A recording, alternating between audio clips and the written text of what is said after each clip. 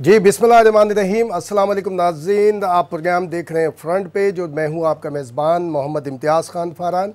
आज जो फ़िज़ा मौजूद नहीं है, उनकी गैर मौजूदगी में प्रोग्राम आप और हम सब मिलके करेंगे और अपने मोअज़्ज़िज़ मेहमान के साथ करेंगे। और मोअज़्ज़िज़ मेहमान का तारुफ़ कराने से पहले हेडलाइन की जानिब चलते हैं, फिर प्रोग्राम का बाकायदा एक तज़्ज़ियाती आगाज़ करेंगे।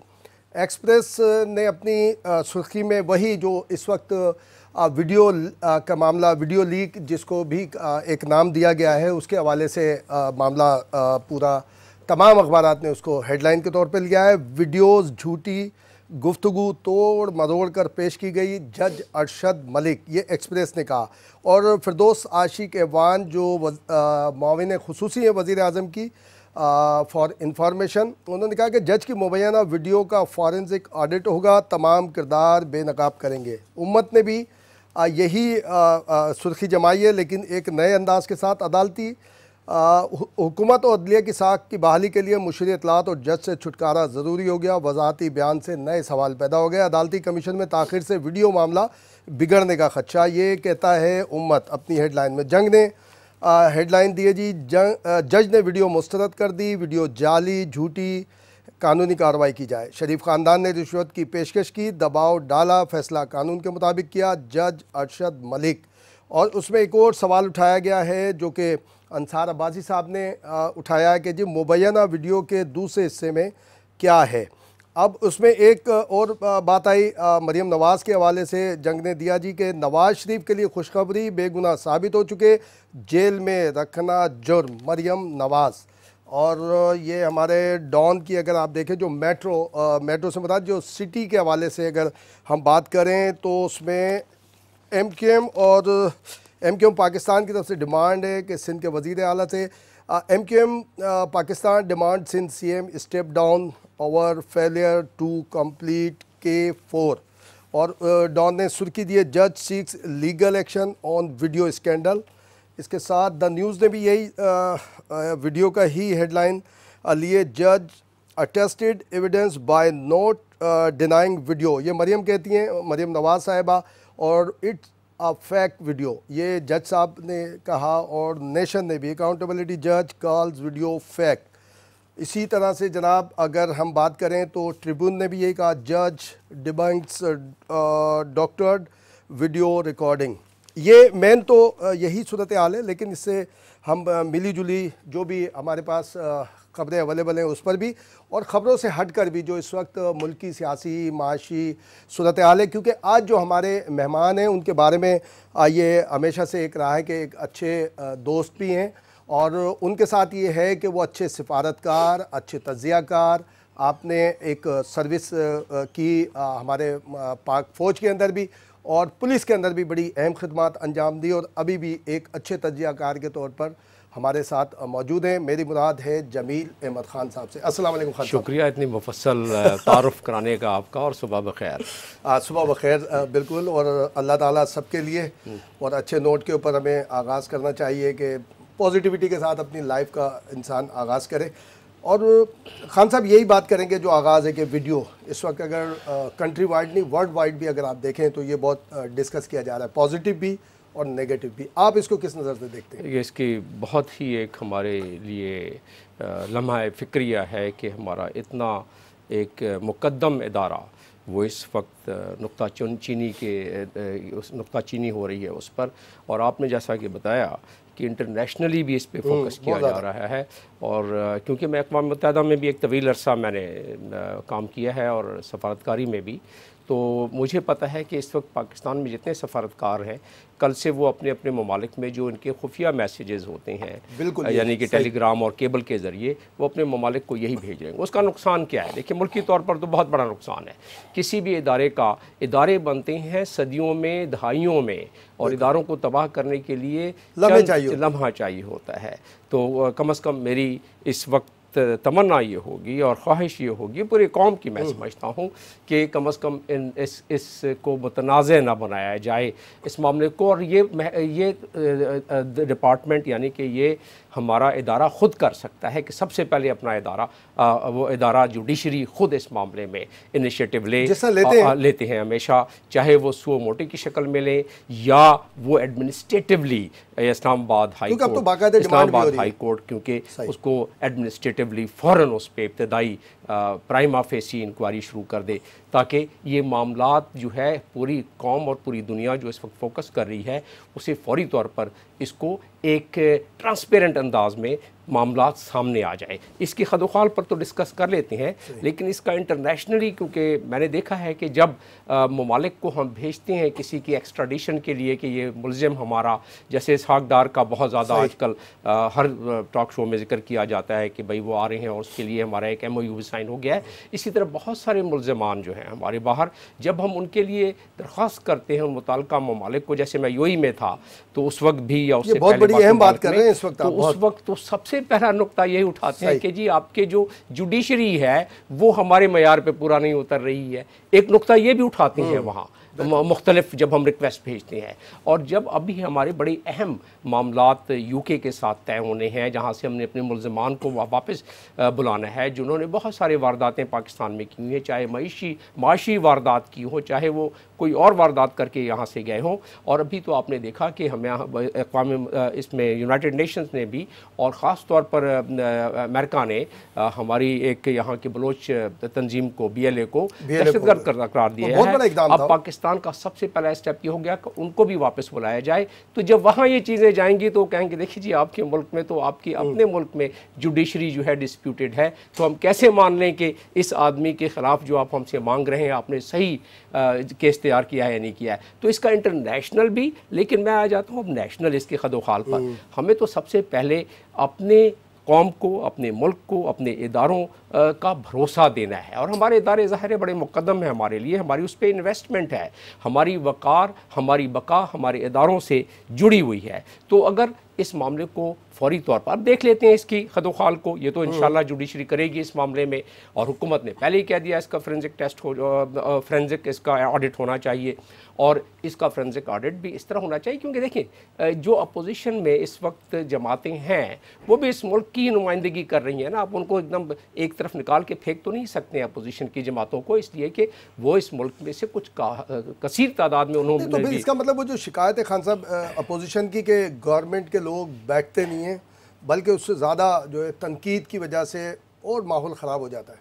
जी देखिए वो एक और पहलू है कि आप बहुत सारे अफराद गवर्नमेंट की तरफ से एक ही मामले को मुख्तलिफ अंदाज में पेश करें, उससे और ज़्यादा कन्फ्यूजन हो जाती है ना। हमारी खारजा पॉलिसी में भी यही हमेशा एक मामला और मसला रहा है शुरू से, बहुत पहले से, कि जिस आदमी को बोलना चाहिए उसके अलावा 15, 20, 50 आदमी और बोलना शुरू कर देते हैं हुकूमत की तरफ से। इसकी वजह से कौम में भी कन्फ्यूजन फैलती है और इंटरनेशनली जो हमें देख रहे हैं उसमें भी कन्फ्यूजन फैला। आपने देखा कि कल क्या हुआ कि बरतानिया का सफ़ीर अमेरिका में बैठ के उसने अमेरिकन सदर के बारे में क्या लिख के भेज दिया। ये सफ़ीर करते हैं, हम लिख के भेजते थे। मैं जिस मुल्क जिन ममालिक में सफ़ीर रहा हूँ। खान साहब सिलसिला जारी रहेगा, एक ब्रेक की जानी पड़ते हैं।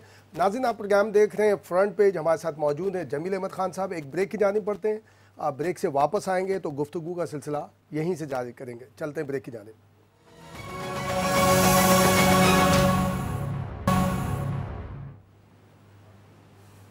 जी वेलकम बैक नाज़रीन, आप प्रोग्राम देख रहे हैं फ्रंट पेज, हमारे साथ मौजूद हैं जमील अहमद खान साहब। जी खान साहब ये एक हम इसी से आगाज़ करते हैं क्योंकि बहुत बड़ी एक खबर है। देखिए ना मिनहासुल कौम इस अंदाज़ में अपने मामलात को पेश करते हैं दुनिया के सामने कि हम अपने लिए एक मजाक बना लेते हैं, ठीक। तो लिहाजा इस वक्त बहुत ज़रूरी है कि डैमेज कंट्रोल किया जाए और ट्रांसपेरेंसी के साथ इस पर फ़ौरन इसकी जो इंक्वायरी होनी चाहिए मुरवजा तरीके के मुताबिक तो वो ज़रूर होनी चाहिए। देखिए अभी मैं बात कर रहा था ब्रेक से पहले कि बरतानिया का सफ़ीर जो कि अमेरिका में मुतय्यन है इस वक्त, उसने एक भेजा मरासला जो क्लिक हो गया और ये हम वहाँ हर हफ्ते भेजते थे, हर महीने भेजते थे उस मुल्क के बारे में कि इस मुल्क में ये हो रहा है। मैंने भेजा था जब मैं यूएई में था, अब उसको डाइवर्ज नहीं किया जा सकता। बहुत सारे मामलात भेजे थे मैंने पाकिस्तान के लिए। वो तो अपने सफ़ीर का काम यही है कि उनके अच्छे और बुरे पॉइंट्स को अपने मुल्क को बताए कि ये हो रहा है। लेकिन जो उसमें जो टेक्स्ट है या जो सफ़ीर के हवाले से जो बरतानवी आई है जो इतलात, उसमें ऐसा नहीं लगता, मुझे तो शक शुबा होता है कि जानबूझ के लीक की गई है। देखिए, जिस इदारे ने इसको लीक की, ज़ाहिर उसके एंगल्स होंगे। यहाँ भी ज़ाहिर जानबूझ के लीक की गई है ना जज के बारे में भी। ये जज का कितना पुराना है, अभी तक ये बात सामने नहीं आई कि कितने हफ्ते पुराना है या कितने महीने पुराना है, अभी तक ये बात सामने आई नहीं। अच्छा चले, चंद हफ्ते पुराना होगा, चंद महीने पुराना होगा, ठीक, तो उसमें बात तो आ रही है वीडियो टेप की। अभी ज़रा मुल्क के लिहाज से बात कर लेते हैं, और यही चीज़ इंटरनेशनली भी सही। हमारे यहाँ लोग जानना चाहेंगे कि भाई जज साहब को, हमें तो हमारे बहुत सारे अहबाब जज बन जाते हैं, हम तो कभी बात भी नहीं कर सकते उनसे, या वो हाईकोर्ट कभी उनके चैम्बर में जाके नहीं मिलते हैं। मैं खुद हाई कोर्ट का मेंबर। जस्टिस कयूम भी याद आया, उनकी भी कैसेट मेरे पास पड़ी हुई है, जस्टिस कयूम की भी, जो इस तरह से था मामला, उससे भी बहुत डैमेज हुआ। लेकिन देखिए उस वक्त कोर्ट ने फौरन रिलीफ दिया। वो था आसिफ जरदारी वर्सेस स्टेट, और उसमें PLD 568 सुप्रीम कोर्ट की है 2001 की। उस PLD में पूरा पढ़ लें। सुप्रीम कोर्ट ने बताया है कि जो वीडियो है और इसके करस्पॉन्डिंग शवाहिद जो मिले हैं, ये जाहिर करते हैं कि जज ने ट्रांसपेरेंट फैसला नहीं दिया है और इन्फ्लुएंस में फैसला दिया है। बुनियाद पे बीबी को भी वो लिहाजा सेटिस्फाइड कर दिया उसको। बिल्कुल, बिल्कुल। तो अब तो खैर ये आगे जुडिशरी फैसला करेगी इसका कि ये क्या मामला था, सही है गलत है, वो तो इस वक्त उस पर मैं ख्याल। लेकिन एक और खान साहब, इस पे डिबेट हो रही है, जो जज साहब की जानिब से एक स्टेटमेंट इशू किया गया है और उसमें जो सिग्नेचर्स हैं उसके अंदर भी एक फ़र्क के ऊपर काफ़ी सारा सोशल मीडिया ने मैंने देखा है, बहुत शोर मचा रखा है। इस पर गुफ्तगू करेंगे, हमारे साथ कॉलर है, उनसे बात करते हैं। जी अस्सलाम वालेकुम। वालेकुम सलाम। आपकी खिदमत में इम्तियाज भाई, आपकी खिदमत में भी सलाम। वालेकुम शहाद अर्ज कर रहा हूँ। जी जी। सबसे पहला सवाल ये है कि देखिए, पहले जजों के लिए भी SOP कायम है और शायद अब भी हो, कोड ऑफ कंडक्ट है, रोशनी डालेंगे कि जज TV भी नहीं देख सकते थे, अखबार भी नहीं पढ़ सकते थे, और फिर वो एक यकसुई से फैसले कर रहे होते थे केसेस में। अब हाल ये चेंज हो गया है कि जज आके वो टॉक शोज में या अवामी जलसे में या हाथ मिला लें लोगों से। पहले जस्टिस से कोई हाथ नहीं मिला सकता था, चाहे वो वजीर कानून भी क्यों हो। एक तो ये मामला आ गया, इस तरह और खराब हो गया। दूसरा, भुट्टो का एक केस जब से हुआ है, जिसकी इंक्वायरी के बाद या ना इंक्वायरी के बाद एक फैसला आ गया कि लोगों में कि जी अदलिया भी प्रेशर पे इस तरह देती है फैसले। तो जब इस तरह के अवाम पैदा हो जाते हैं और उसके ऊपर रेक्टिफाई नहीं होता, नहीं होती, सही बात, तो इस वजह से ये सारी प्रॉब्लमें हो रही है। और वरना ऐसा नहीं हो, जज का भी अब पूरी दुनिया में हमारा मजाक उड़ता है ना, पाकिस्तान का मजाक उड़ना माने हमारा होता है। नहीं, बहुत शुक्रिया आपका, ये बात सही है खान साहब के, और हमें भी उस तरह से अंदाज में नहीं करने चाहिए। बात आपकी बिल्कुल सही थी कि हमारी एक तो आला जुडिशरी को फौरी तौर पे इस पर एक्शन लेके इस मामले को कहीं भी सेटल डाउन करना चाहिए इंटरनेशनली। और मैं ये बात समझता हूँ कि आपने जो एक पॉइंट आउट किया है, बड़ा अहम नुक्ता है कि जी अभी आप जो खासतौर पे इसाक डार साहब के हवाले से बात की, तो इस पे आएगा सवाल, या BLA के या किसी और मुल्जिम के। अब जाएंगे तो वहाँ का वकील जो उस मुल्जिम की तरफ से अपीयर होगा तो इस किस्म के केसेस को सामने लेके आएगा उनकी मुताल्लिका कोर्ट्स में, और पहले भी हम इस पे मार खा चुके हैं। तो अब इससे ज़्यादा मैं समझता हूँ कि हमें अपनी तज़हीक नहीं करानी चाहिए। फौरी तौर पर इसका जो मरवजा तरीका कार है, कोड ऑफ कंडक्ट भी है उसमें, और इस पे पहले जो मैंने अभी आपको PLD का हवाला दिया 568 जो 2001 का है सुप्रीम कोर्ट का, उस हवाले से भी देखा जाए तो फ़र्क देखें, उसमें मुहरक़ात मुख्तलिफ हो सकते हैं और थे, उसमें कोराबरेटरी एविडेंस भी थी। अब देखना यह है कि इस एविडेंस में, इस वीडियो में कोराबरेटरी एविडेंस क्या आती है, क्योंकि इसमें बहुत सारे इल्ज़ामात हैं। एक कॉलर हो रहे हैं, उनसे भी बात कर रहे थे। जी अस्सलाम वालेकुम। अस्सलाम वालेकुम। वालेकुम सलाम। लाहौर से बोल रही हूँ, परवीन मसूद जमील साहब। अस्सलाम वालेकुम। वालेकुम सलाम परवीन साहब। आपको तो पता है मैं रेगुलर कॉलर हूँ, मैंने प्लीज 2-3 बातें करनी है, आप मेरी लाइन ना ड्रॉप करवाइएगा, ठीक है? देखिए मेरी बात सुने। एक तो ये जो सारा मरियम नवाज के ऊपर मलबा डाला गया है, क्या मरियम नवाज ने वीडियो बनाई है?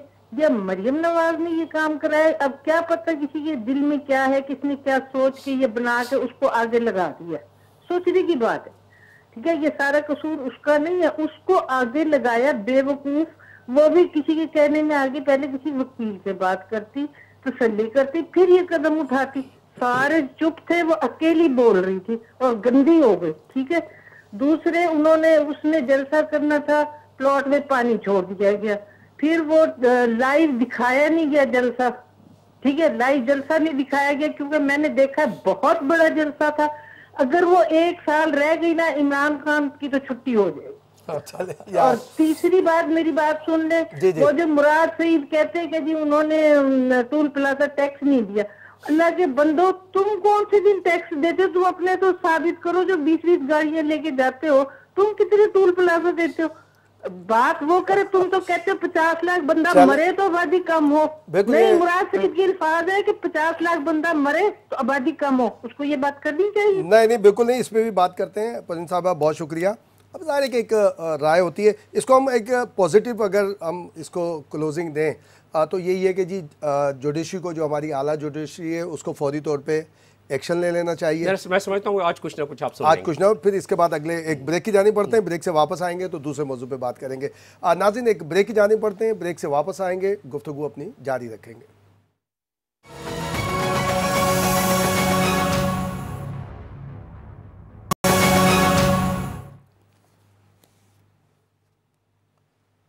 जी नाज़रीन, वेलकम बैक। आप प्रोग्राम देख रहे हैं फ्रंट पेज। हमारे साथ इस वक्त स्टूडियो में मौजूद हैं जमील अहमद खान साहब। खान साहब, आपकी मौजूदगी का फ़ायदा उठाएंगे। ख़बर भी है कि हमारे प्राइम मिनिस्टर जा रहे हैं आइंदा हफ्ते अमेरिका, और ज़ाहिर है कि और ये सारी सूरत हाल भी सामने आई। एक और काम हो रहा है कि जी दोहा में एक ख़बर भी है जंग के अंदर कि दोहा में इंट्रा अफ़गान डायलॉग शुरू, एक दूसरे के बदतरीन दुश्मन भी शामिल, और उसमें सिक्योरिटी सख्त कर दी गई। तो जब इस मामले में बदतरीन दुश्मन बैठ सकते हैं एक साथ, हम तो इतने बदतरीन नहीं है। और ख़ास तौर पे देखें, अमेरिका जा रहे हैं, मुझे प्राइम मिनिस्टर के ऊपर एतराज़ हो सकता है, उनके कंडक्ट पे बहुत सारी, लेकिन जब आपका प्राइम मिनिस्टर किसी भी दूसरे मुल्क में जा रहा है तो फिर सबका प्राइम मिनिस्टर है, हमें उनको सपोर्ट करनी चाहिए। ऐसा माहौल बनाना चाहिए कि वहाँ जाके सपोर्ट मिले हमारे प्राइम मिनिस्टर को। इसमें तो कोई दो राय हो ही नहीं सकती ना। देखिए, क्योंकि प्राइम मिनिस्टर जब बन जाता है या किसी इदारे का जब सरबराह बन जाता है कोई शख्स, तो वो पूरे मुल्क का होता है, वो किसी एक पार्टी या किसी एक उसके ग्रोह का नहीं होता है। अब रहा सवाल कि इसका एक बड़ी मस्बत पेशरफ्त हुई है।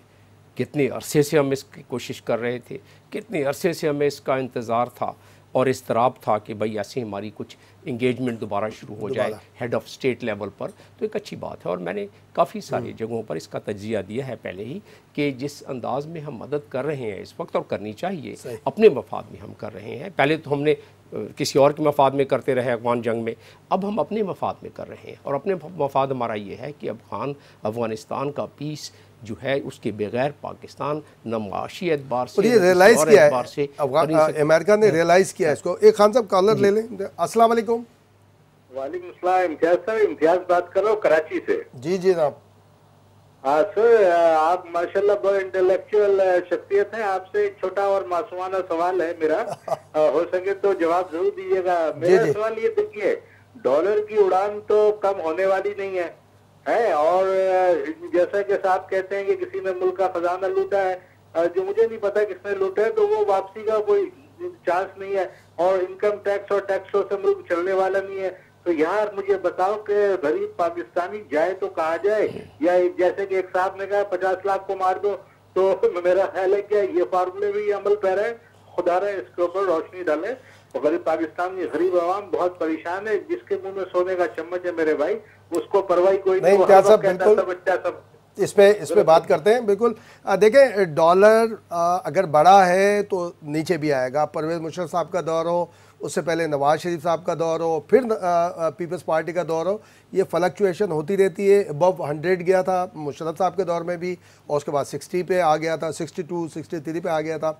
ऐसा होता रहता है। और अमेरिका पे हम बात कर रहे हैं खान साहब से, और खान साहब जो बता रहे हैं तो इंशाल्लाह उससे पड़ेगा फ़र्क। क्योंकि देखिए एक बात ये भी सामने आई कि अमेरिका और पाकिस्तान के दरमियान फ्री जो एक तिजारत है, ट्रेड के हवाले से अगर ये होता है तो हमें बहुत फर्क पड़ेगा। जी, मैं एक तजिया इस पे पेश करना चाहता हूँ। इनफैक्ट मेरे पास मैंने वो चिट लिख के रख ली थी अपने जेब में और वो मैं निकालता हूँ कि बहरहाल एक मामला, एक प्रॉब्लम तो चल रही है मुल्क में। गरीब आदमी पिसता जा रहा है, ये बात दुरुस्त है। गरीब आदमी की, मुतवस्सत आदमी की अभी कोई आमदन में इजाफा नहीं हुआ है और वो इस वक्त जिस किस्म कुर्सी की हालत में है, ये एक आम आदमी को अंदाजा सरकार की तरफ से खान साहब सबसे बड़ी बात है कि कोई एग्जिट भी नहीं बताया जा रहा और कहा जा रहा नहीं जी बर्दाश्त करें 2-3 साल। सरकार के पास तो इतना बड़ा एक मसाइल का मामला, इतना अंबार लग गया है कि सरकार उसमें उलझ गई है। सरकार की उसमें अपनी भी बहुत सारी लग़्ज़िशें हैं और लग़्ज़िशें सरकार की पहले मैं बता दूं, उसके बाद ये बता दूं कि और कोई के पास रास्ता और हल नहीं है। लग़्ज़िशें ये हैं कि सरकार को चाहिए था कि वो माहौल क्रिएट करता इस वक्त मुल्क में कि जो इन्वेस्टमेंट आती इस मुल्क में। कॉलर ने बिल्कुल सही बात की कि डॉलर की उड़ान, डॉलर तो और ज़्यादा आगे जाएगा अगर हमने अपनी फॉरेन एक्सचेंज यानी कि डॉलर हमने ना कमाए और डॉलर हमने अपने ज़ख़ीरे में, क्योंकि थ्रेड जो सामने आई ना उससे सब ने पैसा उठा लिया मार्केट से। और एक और बात है, हमारे बिजनेस मैन दोस्त हैं, उन्होंने कहा कि ये जो टैक्सेस के मामले आए ना और ये कि जी ये नोट कैंसिल हो रहा है, बॉन्ड कैंसिल हो रहा है, लोगों ने मार्केट से डॉलर उठा लिए कि डॉलर तो कैंसिल हो नहीं सकता। ये एक हिजानियत की बात थी। और दूसरी सबसे बड़ी बात ये थी कि जून के महीने में तमाम मल्टीनेशनल वो अपने अकाउंट्स क्लोज करते हैं और अपने लेन देन का डॉलर्स में करते हैं, तो डॉलर्स की उनको ज़रूरत होती है जून के बाद का। लेकिन बात एक जो हकीकत है उसको तो तस्लीम करना पड़ेगा और हकीकत ये है कि हमारे पास बैलेंस ऑफ पेमेंट का मसला है, हमारे पास डॉलर कम है, हमारे पास डॉलर का खर्चा ज़्यादा है, लिहाजा डॉलर बढ़ेगा। तो डॉलर पहले तो आप बढ़ाएं अपने, यानी कि एक्सपोर्ट आप अपनी बढ़ाएं, एक्सपोर्ट बढ़ाएं और जिस तरह कॉलर ने कहा लूटी हुई दौलत वापस लेके आए, जो आपको फॉरेन रिमिटेंस अपनी बढ़ाएं, ये 3 चीज़ें आप बढ़ाएं फौरी तौर पर, तब आपका कुछ अब ये हुआ क्यों, इस पे मैं आ जाता हूँ। लेकिन अभी सूरत हाल देख लीजिए, गरीब आदमी की है। आटा जो कि 2010 में 10 तक 10 रुपए किलो था, अभी 40 रुपए किलो हो गया। ये मैं आपको मार्केट सर्वे की, मैंने वीकेंड के दौरान मैंने कहा इन गरीबों का तो मैं हालत देखूं, तो वहाँ मैंने ये मालूमात ली। उसके बाद चीनी 1 किलो 13 रुपए की थी 2010 में और आज है वो 70 रुपीज़ की किलो है, ठीक है। और इसी तरह तेल पकवान जो 48 रुपए का था एक थैला, अब 170 रुपए का है। घी जो है उसका एक पैकेट छोटा जो मिलता था पहले 900 ग्राम का, पहले 50 का था, अभी 170 का हो गया है। दालें, हर दाल पर तकरीबन 50 रुपए बढ़ी है। तो आप ये बताएं कि क्या इस अंदाज से हमने गरीब आदमी की तनख्वाह बढ़ाई है? Answer is no. और अगर ऐसा नहीं है तो आपका दस्तूर पाकिस्तान कहता है आर्टिकल 38 कि आपने अपने जो अपने मुल्क के लोग हैं, जो पाकिस्तान के शहरी हैं, उनकी वेलबींग, उनकी खुराक, उनकी आपने छत और उनकी आपने वेलफेयर करना है। तो आपने आर्टिकल 38 की खिलाफ वर्जी की, एजुकेशन के लिहाज से आर्टिकल 25 की आपने खिलाफ वर्जी की और अभी तक गरीब का कि जिन जो फिक्स पे फाइलर नॉन फाइलर का एक जी टैक्स हर आदमी कह रहा भाई मैं खुद टैक्स दे रहा हूं, तो आप मुझे बोल रहे हैं टैक्स। हुकूमत का देखें कि मजबूरी, पहले तो ये लग़्ज़िश ये है कि इन्वेस्टमेंट नहीं आ सकी, लग़्ज़िश ये है कि रिमिटेंस नहीं बढ़ सकी, ठीक है। लग़्ज़िश ये है कि वो जो एक सरासमी फैल गई जिसकी वजह से आप जिस तरह बता रहे थे कि डॉलर लोगों ने पाकिस्तान में झपटे मार मार के ख़रीदे कि किस तरह रख लें इसको अपने पास और डॉलर तो बढ़ेगा, जब डॉलर की मांग बढ़ेगी। तो हमारी इस वक्त बका सिर्फ इसी में है और मैं दोबारा यही कह रहा हूँ कि किसी तरीके से वो माहौल ऐसा किया जाए बिज़नेस के लोगों को कि एक्सपोर्ट किसी तरह बढ़ जाए। और जो हमारे ओवरसीज़ पाकिस्तानी हैं, मैं जब सफ़ीर था तो मेरे ज़माने में 1.3 बिलियन की रेमिटेंस थी जब मैं पहुँचा हूँ, और जब मैंने चार्ज छोड़ा है तो 3.2 बिलियन की छोटी छोटी सी मैंने उनको इंसेंटिव देके ओवरसीज़ के जो यूएई में थे उन्होंने बढ़ा दी। हुकूमत भी अगर छोटे छोटे से इंसेंटिव दे, अगर आप कहेंगे तो मैं बता भी दूंगा कि मैंने क्या किया था, तो वो इंसेंटिव दे के वो रेमिटेंस बढ़ सकती है हमारे हालात। अब आ जाते हैं कि ये जो बिज़नेस कम्युनिटी है उस पर जो एक खौफ व हिरास फैल गया है। देखिए बिज़नेस कम्युनिटी जो है हमारी बड़े एहतराम के साथ कि उनको भी पता है कि उनके रैंक्स एंड फाइल में क्या हालात हैं टैक्स के मामलात में, और दो रजिस्टर रखे हुए, दो अकाउंट खोले हुए, लेकिन हुकूमत भी इसकी ये कसूरवार है पिछले 20, 25, 30 साल से कि उन्होंने ऐसे रास्ते क्रिएट किए हुए हैं कि लोग उस रास्तों पर, मिसाल के तौर पर डीसी वैल्यू और एफबीआर वैल्यू, अभी मिसाल के तौर पर आप हैं आप बाहर से $400 ले आते हैं अपने साथ, या आप $10,000 ले आते हैं अपने साथ, आप जाके एक्सचेंज से, जो कि गवर्नमेंट का लाइसेंस शुदा एक्सचेंज है, फॉरेन एक्सचेंज के जो उन्होंने बनाए हुए हैं अपने तो ऑफिसेस, वहाँ से आप कराते हैं। आप इनकम टैक्स वाले के पास जाते हैं, कहते हैं नहीं ये तो आपकी लीगल मनी हो गई। भाई कैसे कि इनकम टैक्स ऑर्डिनेंस हमारे पास है, आपने क्योंकि एक्सचेंज से कराया, भाई एक्सचेंज बंद करो फिर। आपने खुद रास्ते खोले हुए हैं। अच्छा, कॉलर एक लेते हैं खान साहब, फिर हम अमेरिका के विजिट से क्या फायदा होगा? जाहिर है कि मैं इसी पर कंक्लूजन। जी अस्सलाम वालेकुम। वालेकुम सलाम, इज़हार आसानी बोल रहा हूँ जी। गरीबों पे जो होती है जफाएं, वो कौन सुनता है इस मुल्क में? भूखे पेटों की सदाएं कौन सुनता है पाकिस्तान में? ये इतनी महंगाई कर दी है, ये सबसे बड़ा मौजू जो है ना महंगाई पे रखे। महंगाई बहुत हो गई है, लोग परेशान हैं, गरीब क्या करेंगे? भीख मांगेंगे। दवाएं इतनी महंगी कर दी है कि गरीबों के पहुंच से बहुत दूर है, क्योंकि बहुत मुश्किल हो गया ये जिंदगी का निकालना। बड़ी खान साहब भी बहुत शुक्रिया। खान साहब भी यही कह रहे थे, वही जो आपने एक बात की। इस विजिट से अगर हम देखें, इस विजिट से अगर देखें तो जब तक हमारे फॉरेन पॉलिसी जो है वो उसकी अलाइनमेंट जो कि अभी हो रही है तकरीबन, पहले तो हमारे पास फॉरेन मिनिस्टर ही कोई नहीं था ना, अब कोई होना शुरू हो गई है। तो इस किस्म के दौरों से ये होता है कि हमारी दो तरफा ताल्लुकात बेहतर होते हैं, हमारे ट्रेड के रिलेशन बेहतर होते हैं। और मुझे यकीन है कि जब प्राइम मिनिस्टर उधर जा रहे हैं तो वहाँ हमारे ट्रेड के जो पहले से अमेरिका में इस वक्त मैक्सिमम एक्सपोर्ट हमारी एक ज़िमनी सवाल के तौर पे, आपने भी सिफारतकारी की, आपको भी हम देखते रहे, दुबई में भी हमने देखा, उसके बाद भी मैंने मजबूरी तौर पे अब्रॉड जाकर जहाँ भी देखा हमारे जो सिफारतकारी है ठस है बिल्कुल। खास तौर पे हमारा अब इस पे सुन ले, दो जुमलों में जवाब देता हूँ इसका। तो बात यह है कि हमने इकोनॉमिक डिप्लोमेसी पर कभी तवज्जो ही न दी। यही था आपने जो बात कर रहे हैं ना। मैंने रिकमेंडेशन दी थी कि जो हम कमर्शियल अटैची अपने भेजते हैं, बजाय इसके कि हम वो ब्यूरोक्रेट्स भेजें, आप चैम्बर ऑफ कॉमर्स से मशवरा करके डायनामिक किस्म के जो सिविल सेक्टर से लेके आप यानी प्राइवेट सेक्टर से लेके आप भेजें, टारगेट दे के भेजें, वो आपको पूरे करके देंगे। क्योंकि हमारी एक ख़ास किस्म की है ना कि हरकत तेज़ तर और सफ़र आहिस्ता आहिस्ता। एक और आपके चाहने वाले कॉलर मौजूद हैं जी। अस्सलाम वालेकुम। हेलो जी, अस्सलाम वालेकुम। हेलो जी हाँ, तो मैं बात कर रहा था, आ जाते हैं दोबारा बात कर लेते हैं। तो मैं बात कर रहा था कि हमारी इकोनॉमिक डिप्लोमेसी पे आप देखें कि जब मैं सफ़ीर रहा या यूनाइटेड नेशंस में जब मैं रहा तो मैंने देखा कि पूरी दुनिया स्विच ओवर कर गई है प्रायोरिटी नंबर 1 के तौर पर जो है इकोनॉमिक डिप्लोमेसी पे, और हमारे लोगों को इकोनॉमिक डिप्लोमेसी की तरफ से अभी तक नहीं आया सर। नहीं आया। मैं 5 साल मैंने सफारतकारी की है, एक ख़त मिला था इकोनॉमिक डिप्लोमेसी के बारे में। बाकी सफ़ीर अपने सफ़ीरों को अख्तियार है कि वो इनिशिएटिव लें, अपने कमर्शियल अटैची से भी काम लें, लेकिन एक ओवरऑल पॉलिसी और उसको फैसिलिटेट तो करें ना उसको। तो ये नहीं हो रहा है। आपकी बात बिल्कुल दुरुस्त है कि हमारे लोग आउट ऑफ द बॉक्स। मैं जब लीबिया गया तो उस वक्त तकरीबन 2 लाख 1.5 लाख की थी उनके एक्सपोर्ट, वहाँ से हमारी यहाँ से एक्सपोर्ट। जब मैं आया हूँ तो उधर 400 मिलियन तक पहुँच गई। क्यों? इसमें मेरा कोई बहुत बड़ा कमाल नहीं है। एक आउट ऑफ द बॉक्स हमने एग्जीबिशंस कराई, सिंगल कंट्री एग्जीबिशन कराई, वहाँ से ढोल धमाके के साथ हमने कल्चरल शो किया, सारों की अट्रैक्शन बन गई, ऑर्डर्स मिलना शुरू हो गए। तो इतनी बड़ी बात नहीं है, ये हो सकती है, लेकिन इस पे हमें एक वेल चाहिए। फ्री ट्रेड की बात हो रही है कि प्राइम मिनिस्टर जाएंगे, प्राइम मिनिस्टर जो उधर गए हैं, प्राइम मिनिस्टर उधर गए हैं, अब भी अमेरिका को हम मैक्सिमम एक्सपोर्ट कर रहे हैं। हमारा जो ट्रेड डेफिसिट, जिस तरह चाइना के साथ हमारा ट्रेड डेफिसिट है वो बिलियंस में है, अमेरिका के साथ हम प्लस पे हैं। तो अमेरिका के साथ हम मजीद अगर लें, मजीद अपनी अशिया की जो है उसके फ्री ट्रेड लिस्ट में लेके हम आ जाएं, और उसके अलावा भी जब अमेरिका के साथ हमारे ताल्लुकात बेहतर हो तो उसके जितने भी अलाइज हैं वो भी जब हम उनके पास जाते हैं तो वो हमारे साथ ट्रेड में भी और उसमें करते हैं। तो ये सबसे बड़ी बात है। इस खित्ते में जो स्ट्रेटेजिक भूचाल आया हुआ है, जो इस वक्त इस खित्ते में मामलात चल रहे हैं, पाकिस्तान बिल्कुल एक पुलसरात पर है।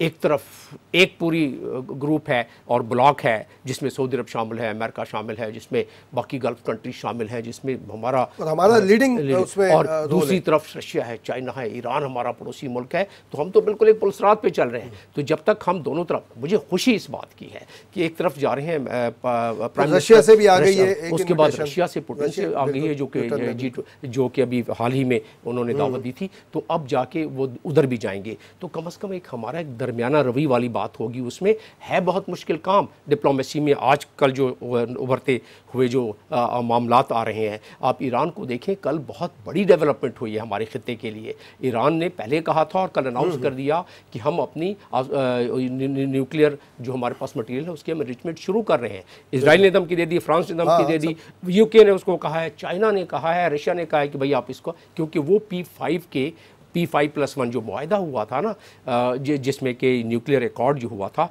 उसमें जितने भी मेंबर हैं उसमें से यूनिलैटरली इंटरनेशनल कानून की खिलाफ वर्जी करते हुए अमेरिका विड्रा कर गया, और बाकी जो उसमें अभी मेंबर्स हैं कहते हैं कि आप कायम रहें। ईरान कहता है जी बिल्कुल सही है, हम कायम रहते हैं, हम इतने बुद्धू इतने बेवकूफ़ हैं कि हम इस पर कायम रहें और आप हम पे सैंक्शन लगाते जाएं, जबकि इस एकॉर्ड के तहत सैंक्शन ख़त्म होनी थी और हम माशी तौर पर हमारे साथ इतनी ज़्यादती होती रहे, और उसके साथ आप कहें कि हम ये भी नहीं करें, अफजाइश भी ना करें न्यूक्लियर की। तो ये ख़तरनाक डेवलपमेंट हो रही है इसमें। इस वक्त जो इस खित्ते में 1,20,000 अमेरिकन फ़ौजें हैं, इस वक्त जो इजराइल से कल बयान आया है, तो आइंदा आने वाले हफ्ते दिनों में जो डेवलपमेंट हो रही है यहाँ अस्करी तौर पे, यानी कि जो मिलिट्री डेवलपमेंट होने वाली है, क्योंकि डिप्लोमेसी ज़्यादा काम नहीं कर रही है इस मामले में, तो पाकिस्तान में जो एक कसीर तादाद है ऐसे लोगों की जिनकी की, और सारों की, मुसलमान मुल्क है ईरान हमारा, ठीक है, जिस तरह कॉलर जी अस्सलाम वालेकुम। वालेकुम अस्सलाम। फरहान भाई, मसला सारा ये है कि हम इन तमाम ममालिक से पीछे क्यों हैं। असल जड़ जो है, वजह यह है कि हमारे मुल्क में करप्शन की इतने बड़े बड़े दरख्त हैं और इतने बड़े बड़े, आप ये समझें कि हाथी बैठे हुए हैं। अभी एक नया केस आपके सामने आ गया होगा नूरियाबाद पावर प्लांट का। सिंध हुकूमत ने 1.5 अरब रुपए की करप्शन उसके अंदर की है, ठीक है। अब बात सारी ये कि जब हमारे यहाँ करप्शन इस हद तक बढ़ चुकी है, पिछले 10 सालों के अंदर सिंध तो तबाह हो चुका है इस करप्शन की वजह से। कराची खंडर बन गया, जो दुनिया का बेहतरीन शहर होता था आज खंडर बना हुआ है। मगर बात सिर्फ इतनी है कि जब तक हमारे यहाँ से इस करप्शन का खात्मा नहीं होगा, उन लोगों के लिए एक सबक है कि जब भी तरक्की याफ्ता ममालिक हम देखते सबको हैं, सिंगापुर हुआ, चाइना हुआ, सारे ममालिक हैं, मगर हमारे वहाँ करप्शन का रेशो क्या है, हमारा रेशो क्या है? इसका जवाब बिल्कुल मेरे ख्याल है इस पे इसी पे बात हो रही है, जिसमें कोई दो राय नहीं हो सकती कि जिस तरीके से दोनों हाथों से इस मुल्क को लूटा गया, और पिछले ख़ास तौर पे 10 और उससे पहले भी जो लूटा गया, आज उसी का हम खमियाजा भुगत रहे हैं, आज उसी का हम कुफारा दे रहे हैं। जो माचिस पर, तेल पर, आटे पर, दाल पर, घी पर जो कीमतें बढ़ गई हैं और गरीब आदमी का ज़िंदा रहना मुश्किल हो गया है, ये इस करप्शन का एक शाखसाना है। और उसकी वजह सबसे बड़ी बात यह है कि जो ये लूटा गया है, आपने जो अभी बताया नूरियाबाद के हवाले से, आप किस किस प्रोजेक्ट को, जिस प्रोजेक्ट को ले लें, हर प्रोजेक्ट में लूटमार हुई है, पूरे पाकिस्तान में हुई है। इसीलिए एक खुश आइंद बात है, सिर्फ हुकूमत को थोड़ा सही तरीके से करना चाहिए कि कम से कम अब करप्शन के बारे में एक अवेयरनेस कौमी तौर पर भी आ गई है, और करप्शन के बारे में एक हमारे खान साहब ये बात भी देखें आई है कि अरबों डॉलर आ रहे हैं, जो हुकूमत खुद कहती है। अब लोग सवाल कर रहे हैं ये जा कहाँ देखिए, मैं एक और आप मुसल्लत किए जा रहे हैं महंगाई। कानून का मैं तालिब इल्म होने की हैसियत से मैं आपको ये बता दूं कि पैसे दुनिया में जहाँ जहाँ से गए, लूटे गए, वहाँ वापस लाना एक इंटरनेशनल तरीक़ाकार है। आज से 5 साल पहले नामुमकिन था, अब काफ़ी मुमकिनात में से हो गया। लेकिन जिस अंदाज में पॉलिटिकली कहा गया कि 200 बिलियन हमारे पास आ जाएंगे फ़ौरन, दुनिया के कानून उसकी इजाज़त नहीं देते हैं। हर मुल्क में जहाँ पैसे लूटे हुए गए हैं, वहाँ उनका एक निज़ाम है, उस निज़ाम के तहत पैसे वापस आ सकते हैं। तो वो निज़ाम शुरू हो गया है। ज़ाहिर है कि मौजू तो बहुत बड़ा है और आपसे फिर नशिस्त रहेगी। नाज़रीन, आपने प्रोग्राम देखा फ्रंट पे, जमात साथ मौजूद थे जमील अहमद खान साहब। अब इस नोट के साथ हम प्रोग्राम का अख्तिताम करते हैं कि जहाँ भी रहिए खुश रहिए और अपने पाकिस्तान के बारे में सोचिए। शख्सियात आती जाती रहती हैं, पाकिस्तान एक है और पाकिस्तान के लिए सोचिए। पाकिस्तान ऑलवेज जिंदाबाद। अपने मेज़बान मोहम्मद इम्तियाज़ खान फारान को इजाज़त दीजिए। अल्लाह हाफ़िज़।